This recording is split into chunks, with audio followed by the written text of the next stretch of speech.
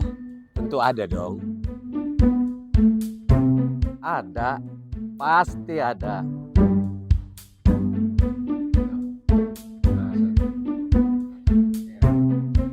Tenang, pasti ada. Iya, betul itu.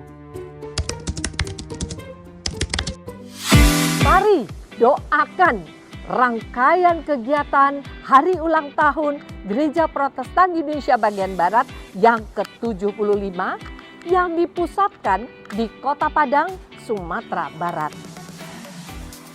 Yang berlangsung dari tanggal 28 sampai dengan 31 Oktober 2023. Mulai dari pengobatan gratis, seminar kebangsaan, dan deklarasi Eco-Church sampai dengan ibadah raya interkonektivitas bersama di 7 titik wilayah Nusantara.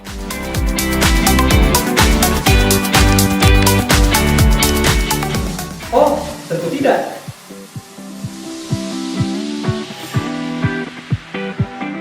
Doakan dan hadir juga loh di ibadah syukur 75 tahun GPIB. Pada tanggal 19 November 2023, pukul 14 waktu Indonesia bagian Barat, bertempat di Istora Senayan, Jakarta. Mari kita mensyukuri dengan penuh sukacita iman atas karya layan Tuhan Yesus Kristus di dalam dan melalui gerejanya GPIB selama 75 tahun. Soli Deo Gloria.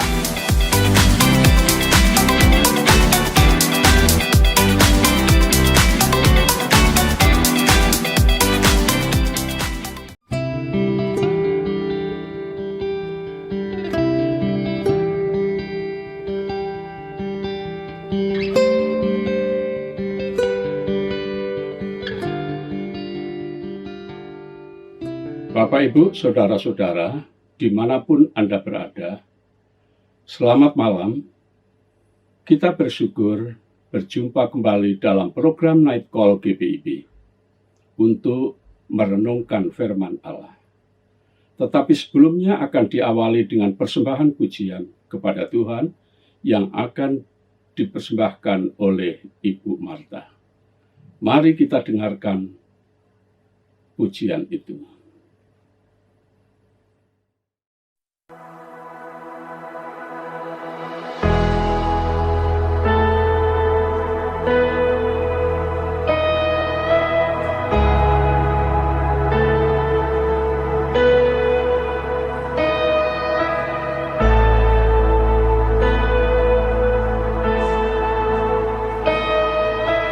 I just wanna speak the name of Jesus over every heart and every mind, 'cause I know there is peace within your presence. I speak Jesus.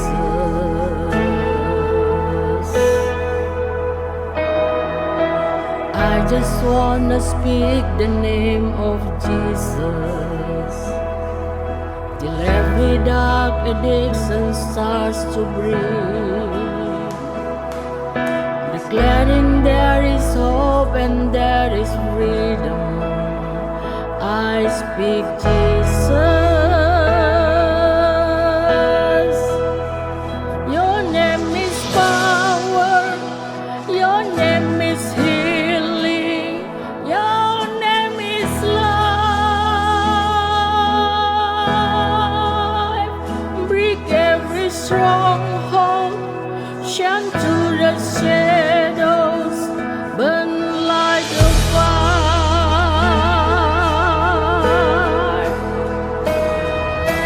I just wanna speak the name of Jesus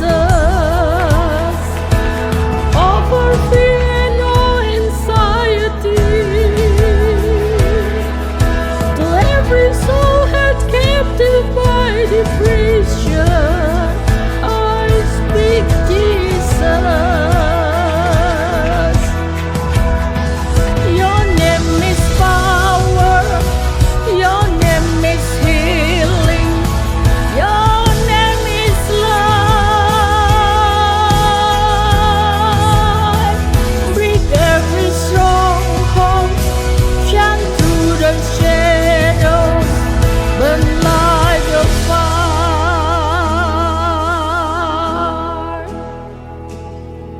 Shout Jesus from the mountains, Jesus in the streets, Jesus in the darkness over every enemy.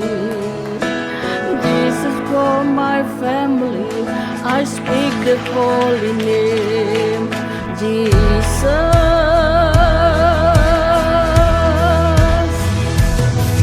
Shout Jesus from the mountains, Jesus in the streets, Jesus in the darkness over every enemy.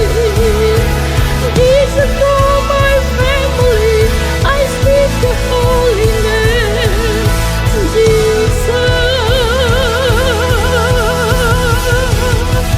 Your name is power, your name is healing, your name is life. Break every stronghold, shine through the shadows, burning like a fire.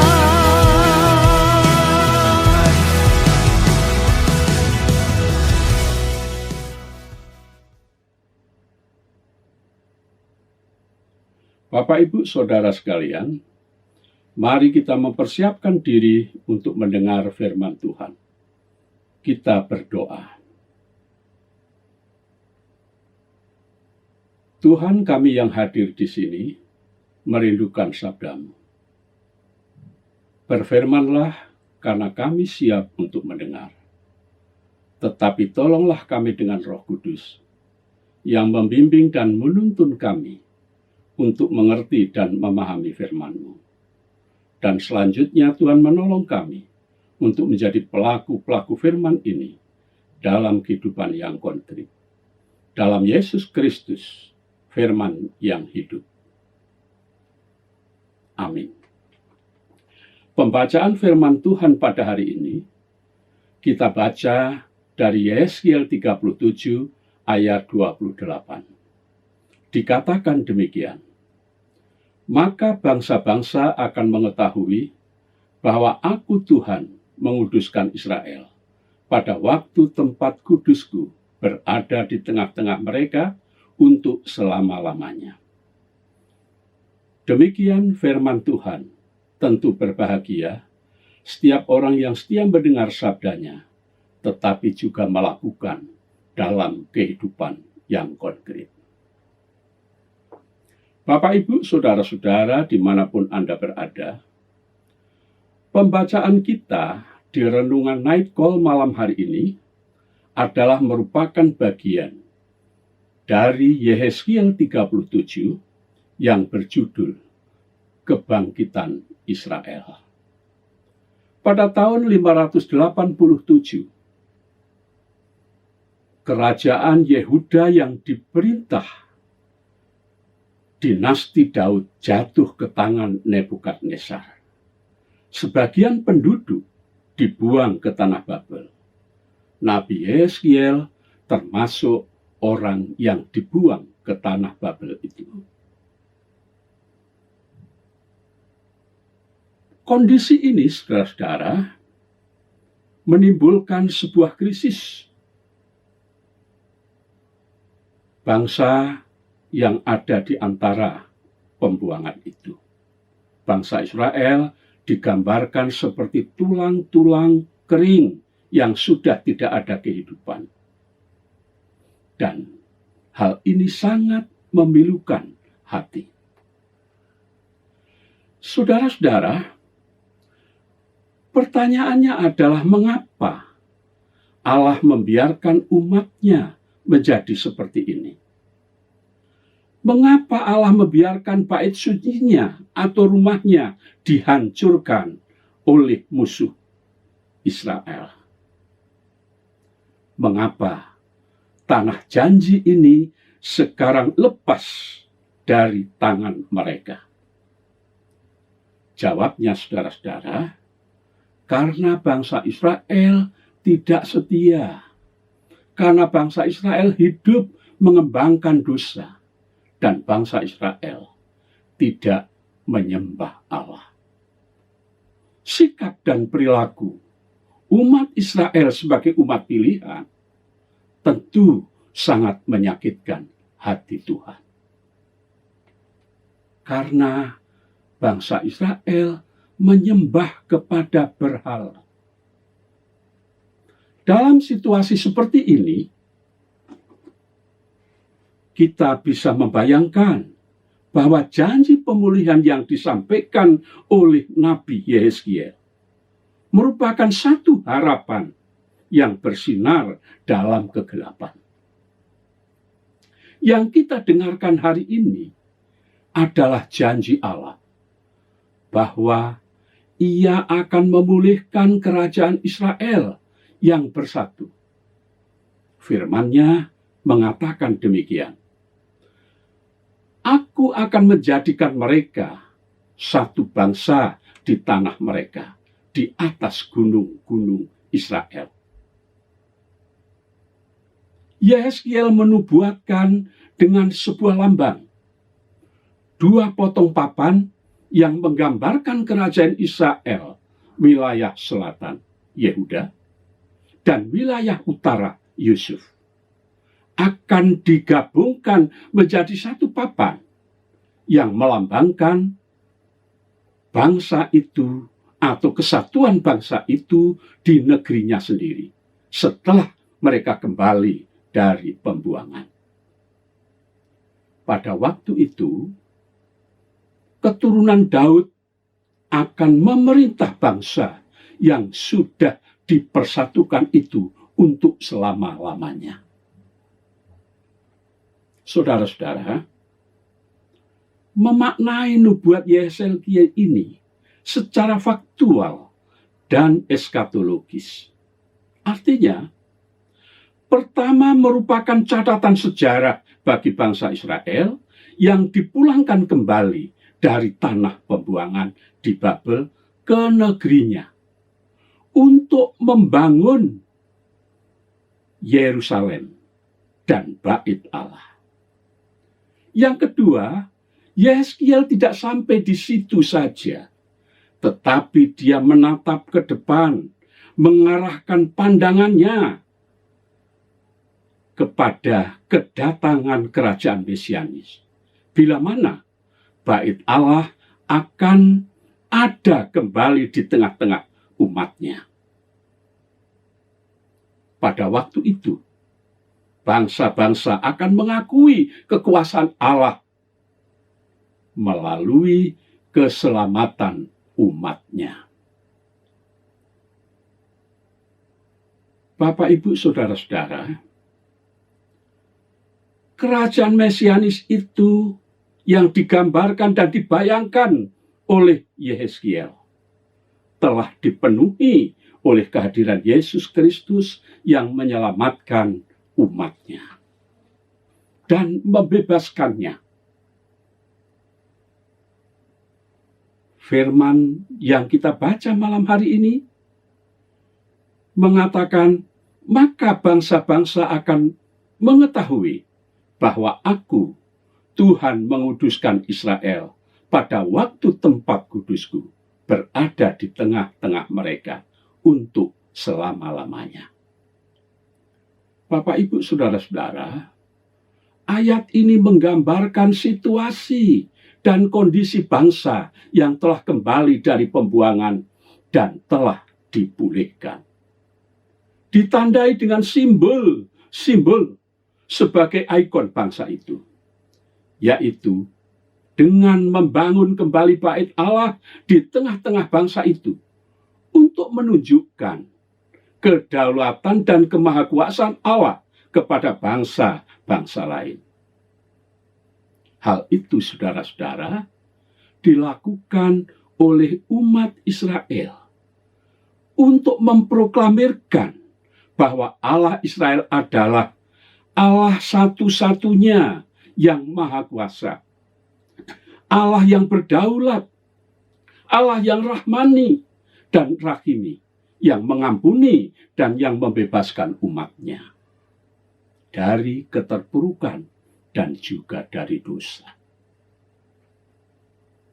Saudara-saudara, dalam kehidupan masyarakat mesianis, bait Allah yang dimaksud tentu bukan lagi simbol dalam bentuk bait Allah di Yerusalem, tetapi seperti yang dikatakan oleh Yesus kepada perempuan Samaria. Hal ini dapat kita baca atau kita lihat dari Injil Yohanes pasal 4 ayat 23 dan juga ayat 24. Dikatakan di sana demikian. Tetapi saatnya akan datang dan sudah tiba sekarang bahwa penyembah-penyembah benar akan menyembah Bapa dalam roh dan kebenaran. Sebab Bapa menghendaki penyembah-penyembah demikian. Allah itu roh, dan barang siapa yang menyembah Dia harus menyembahnya dalam roh dan kebenaran. Yang dimaksudkan oleh Yesus tentang bait Allah di kerajaan mesianis adalah hati manusia yang telah bertobat dan telah diselamatkan. Hati yang telah diperbarui dan bertobat, itulah bait Allah yang sesungguhnya. Dan merupakan ikon orang beriman yang harus dijaga kekudusannya melalui penyembahan yang benar kepada Allah. Oleh karena itu, saudara-saudara, ini penting untuk menjadi perenungan bagi kita. Di tengah kehidupan teknologi digital yang menuntut segala sesuatu dengan cepat, membuat orang sulit untuk bermeditasi, untuk berkontemplasi, untuk merenung dan beribadah. Oleh karena itu, orang beriman harus melatih diri membangun ibadah dalam dua aras, yaitu aras vertikal dan aras horizontal. Aras horizontal. Tetapi itu masih harus diwujudkan dalam 4 dimensi. Yang pertama, ibadah dalam dimensi personal. Artinya seseorang harus membangun komunikasi dengan Tuhan Allah secara intens melalui doa dan pembacaan firman serta perenungan, bermeditasi dan kontemplasi, dan kemudian memaknai firman itu dalam kehidupan pribadi. Tetapi saudara-saudara, itu tidak cukup.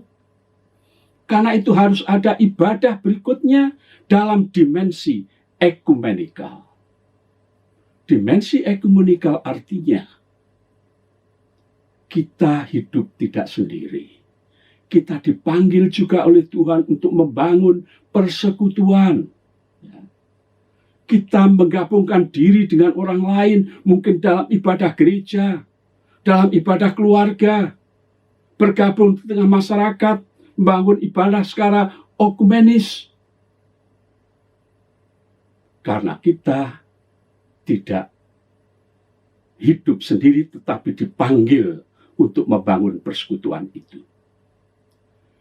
Nah, dari meditasi personal maupun ekumenikal tentang perenungan terhadap firman Allah, itu harus terwujud dalam ibadah yang disebut dimensi etikal. Dimensi etikal artinya kita dipanggil dan diutus di tengah masyarakat untuk berlaku baik, sopan santun, penuh etika. Kita hidup dalam ketaatan terhadap firman Allah yang telah kita baca dan renungkan. Tetapi hadir di tengah masyarakat, kita juga taat kepada produk-produk hukum atau berbagai aturan yang berlaku di tengah masyarakat dan bangsa. Kita menjadi contoh dan teladan kehidupan sebagai orang beriman. Tetapi saudara-saudara, tidak sempurna kalau kita hanya sampai di situ. Kita dipanggil untuk membangun ibadah dalam dimensi sosial. Artinya saudara-saudara, kita diutus untuk menaruh peduli terhadap orang-orang yang menderita. Orang yang miskin, orang yang papa, orang yang membutuhkan pertolongan. Kita dipanggil untuk berbagi dan menaruh peduli terhadap berbagai persoalan di tengah masyarakat maupun bangsa. Kita dipanggil untuk ikut membangun negara ini menjadi masyarakat yang penuh dengan damai sejahtera. Mari saudara-saudara, kita biasakan, kita latih dalam ibadah ini. Ibadah yang menurut saya sempurna bila empatnya ini dilakukan, yaitu ibadah dalam dimensi personal, dalam dimensi ekumenikal, dan dalam dimensi etikal, serta dalam dimensi sosial. Tuhan memberkati. Amin. Bapak, Ibu, Saudara, mari kita bersatu dalam doa untuk menaikkan syukur dan syafaat kita. Ya Tuhan Allah Bapa di sorga, kami mengucap syukur karena baru saja firman Tuhan diberitakan dan kami renungkan. Kiranya firman ini menjadi kekuatan, memberikan semangat baru, memberikan kemampuan untuk membangun hidup yang lebih baik menurut kehendak Tuhan. Karena itu Tuhan, berikanlah kami kemampuan, kekuatan dan inspirasi dari firman ini untuk dapat kami wujudkan dalam kehidupan konkret.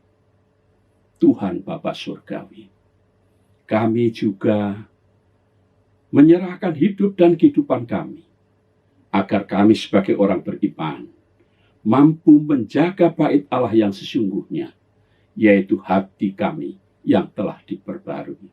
Sebab itu merupakan ikon orang beriman yang harus kami jaga dalam kedudukan dan penyembahan yang benar kepada Allah. Untuk itu Tuhan, biarlah firman ini menempati hati dan pikiran kami. Kami berdoa ya Tuhan, untuk semua yang hadir merenungkan firman ini, maupun yang terus menyaksikan, Tuhan berkati mereka, agar firman ini terus diwujud nyatakan dan diberitakan dalam kehidupan konkret, melalui sikap hidup dan perilaku yang nyata, yang diberkati Tuhan. Kami mendoakan Tuhan untuk gereja-Mu. Di tengah persekutuan dunia ini, Tuhan berkati kehadirannya. Khususnya Tuhan, gereja Protestan di Indonesia bagian Barat, Tuhan berkati. Agar hadir, mampu memberitakan kabar baik dan sukacita itu kepada dunia, khususnya di tengah pelayanan dan wilayah pelayanan GBIB di Indonesia. Kami mendoakan Tuhan untuk orang-orang yang menderita, miskin, dan papa. Tuhan berkati, agar GBIB pun ikut menaruh peduli terhadap mereka. Kami doakan masyarakat Indonesia bersama pemerintah yang sedang akan melaksanakan pesta demokrasi, yaitu pemilihan presiden dan wakil presiden, pemilihan anggota legislatif. Tuhan sertai dan berkati. Berkati Komisi Pemilihan Umum dalam melaksanakan tugasnya agar dapat melakukan sesuai ketentuan yang berlaku dan membuat sukacita seluruh masyarakat Indonesia. Berkati para pemimpin bangsa, presiden, wakil presiden, dan para menteri serta seluruh aparatur negara. Bimbinglah dan tuntunlah mereka. Berikan mereka hikmat, kearifan, dan kebijaksanaan untuk mampu menjalankan tugasnya dengan baik. Dijauhkan dari pementingan diri sendiri dan penyalahgunaan kekuasaan.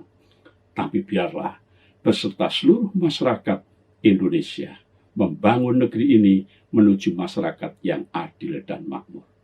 Inilah kami Tuhan yang penuh keterbatasan, menyerahkan hidup dan kehidupan kami, serta Tuhan mengampuni dosa dan salah kami, dan sempurnakan doa kami. Dalam Yesus Kristus, Tuhan dan penebus kami, kami berdoa dan bersyukur. Amin.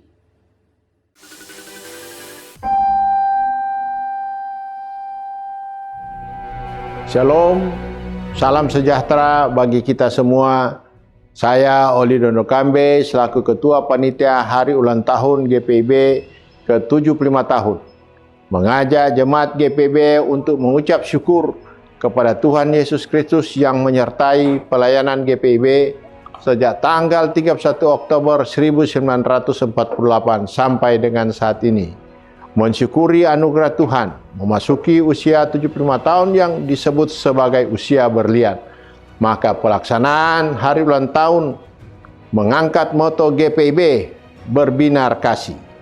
Mari para pendeta emeritus, dan seluruh warga jemaat, kita datang dalam persekutuan ibadah raya dan ibadah syukur, di mana ibadah raya akan dilaksanakan di Kota Padang, Sumatera Barat mulai tanggal 28 sampai tanggal 31 Oktober 2023, dan ibadah syukur akan dilaksanakan pada tanggal 19 November 2023 di Istora Senayan, Jakarta. Doakan dan muliakan Tuhan dalam pelayanan, kesaksian dan persekutuan. Salam hangat GPIB di hati.